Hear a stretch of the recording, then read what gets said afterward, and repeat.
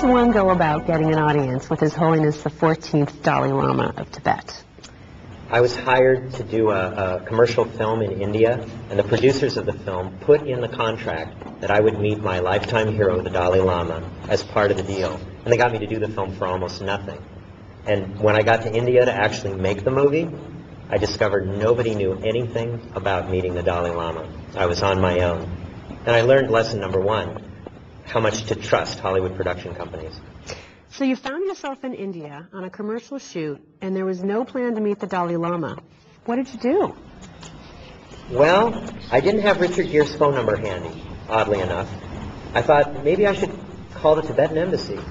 And then I realized there is no Tibetan embassy in India. The Tibetans are in exile, and His Holiness lives in northern India.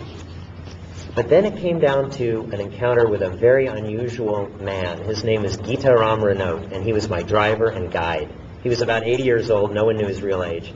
But I knew something was great about this guy because he came up with a little business card, and it just had his name, no phone number, no address, but beneath it just the words, "in charge." And from that point on, this quiet little 80-year-old Indian driver was in charge of my life. So not only did I know that he was in charge, but every wish that I asked him for was granted.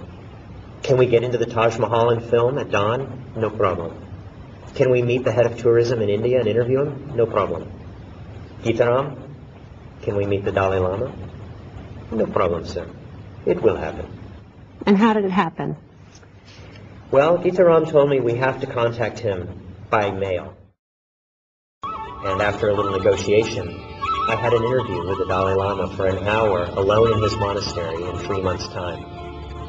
So then the film became, traveling through India, contemplating what those 10 questions would be. And that's the focus of the film, as well as the meeting with him and his answers to those questions.